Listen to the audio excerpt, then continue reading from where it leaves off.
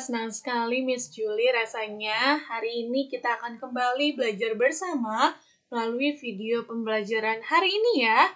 Jadi silakan teman-teman awali dengan doa dan disimak ya video pembelajaran hari ini. Nah, friends, hari ini kita akan kembali melanjutkan pembelajaran 4, 5, dan 6 pada subtema 3 ya.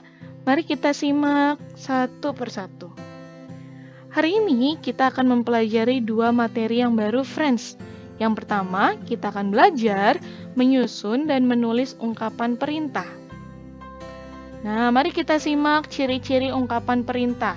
Yang pertama, ungkapan perintah biasanya diakhiri dengan tanda seru. Yang kedua, ungkapan perintah dapat ditulis dengan akhiran lah atau akhiran kan. Contoh, tutuplah pintu itu, ya. Jadi bisa dengan akhiran lah, ya, tutuplah pintu itu, atau dengan akhiran kan. Contoh, tuliskan namamu pada buku tulis ini. Nah, itu juga adalah contoh kalimat perintah ya, friends. Lalu berikutnya, ungkapan perintah juga dapat dimulai dengan kata tolong agar terdengar lebih santun ya. Jadi misalkan, tolong tutuplah pintu itu. Atau tolong tulis dengan rapi. Nah, jadi itu adalah beberapa contoh kalimat perintah ya, friends. Nah, sekarang mari kita amati gambar-gambar berikut ini. Miss Julie ada challenge untuk teman-teman menyusun kata-kata ini ya, yang sudah terdapat dalam box yang sudah Miss Julie sediakan ya, sehingga menjadi kalimat perintah yang tepat. Nah, ini juga telah ada pada buku tematik 1F. Nanti coba kita diskusikan bersama-sama ya, friends, ketika kita belajar online. Dan nanti kita akan menuliskannya pada buku tematik 1F ya. Oke, berikutnya mari kita lihat percakapan antara Bu Guru dan Jonas. Kata Bu Guru, "Jonas, apakah hari ini jadwal piketmu?" Jonas menjawab, "Iya, Bu. Kalau begitu, tolong bersihkan papan tulis ya. Setelah itu, bagikanlah hasil ulangan ini kepada temanmu." Lalu Jonas menjawab, "Baik, Bu. Saya akan membersihkan papan tulis sekarang." Nah, friends, dari percakapan ini, coba Miss Julie mau tanya, siapa ya yang mengucapkan kalimat perintah? Ya, yang mengucapkan kalimat perintah adalah Bu Guru. Ya, kita lihat. Kalau begitu, tolong bersihkan papan tulis ya. Setelah itu, bagikanlah hasil ulangan ini kepada temanmu. Ya, jadi ini adalah kalimat perintah.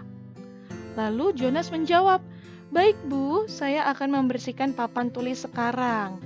Nah, ini adalah ungkapan tanggapan atas kalimat perintah yang diucapkan oleh Bu Guru. Ya, tentu kita sudah tahu, friends, kalau kita ingin menanggapi suatu kalimat, ya, kalimat perintah ataupun yang lainnya, kita harus menanggapinya dengan santun, dengan kalimat yang santun. Nah, berikutnya mari kita lihat kalimat perintah yang terdapat dalam poster ini.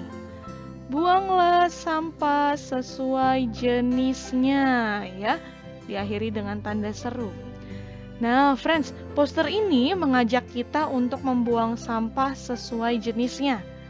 Ada sampah plastik, sampah organik, dan sampah kertas. Jadi ternyata, friends, kalimat perintah juga terdapat dalam poster-poster ya, untuk mengajak kita menjaga kebersihan dan mengajak hal-hal lainnya. Mari kita lihat contoh berikutnya. Ini ada poster dengan kalimat marilah bersama-sama menjaga kebersihan lingkungan. Nah, friends, ini juga adalah kalimat perintah ya untuk mengajak kita menjaga kebersihan lingkungan. ini terdapat dalam poster. Poster adalah karya seni berisi gambar dan ajakan ya, atau perintah.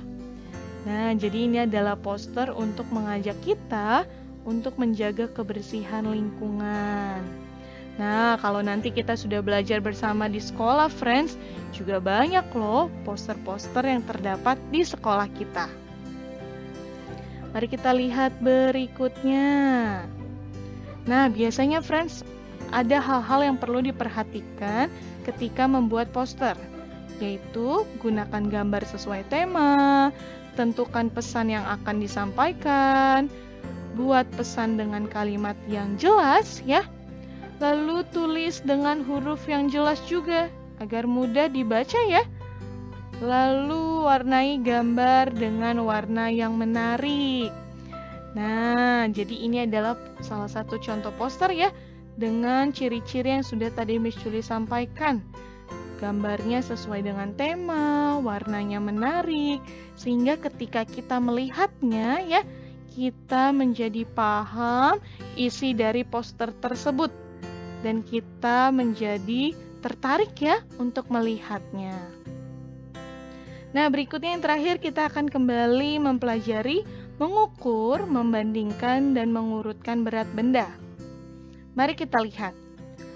Berat satu buku sama dengan 10 pensil.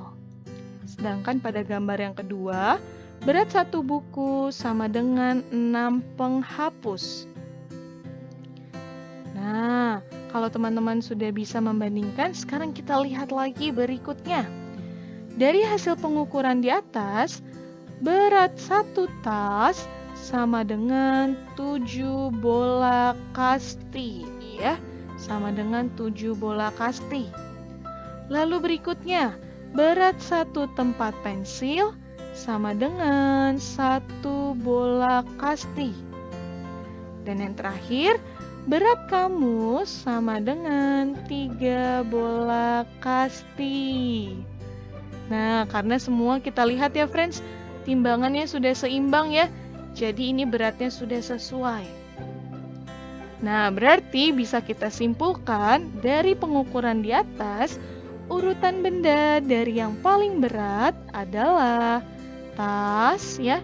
Yang pertama tas, lalu kedua kamus ya, karena beratnya setara dengan 3 bola kasti. Dan terakhir, pensil ya. Tentu teman-teman sudah bisa ya untuk mengurutkan benda dari yang paling berat. Nah, jadi bisa kita simpulkan benda yang paling berat adalah tas. Lalu benda yang paling ringan adalah tempat pensil karena setara dengan 1 bola kasti ya, friends.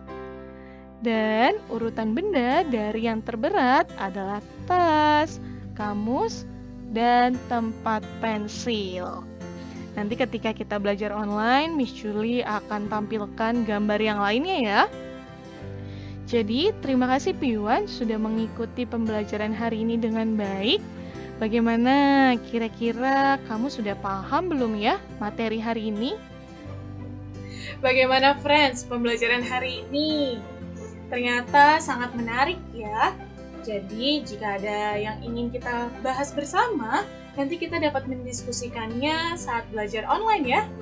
Oke Piwan, tetap semangat, jaga kesehatan, dan jangan lupa say thank you kepada Mami Papi karena sudah mendampingi selama belajar dari rumah ya. Bye-bye!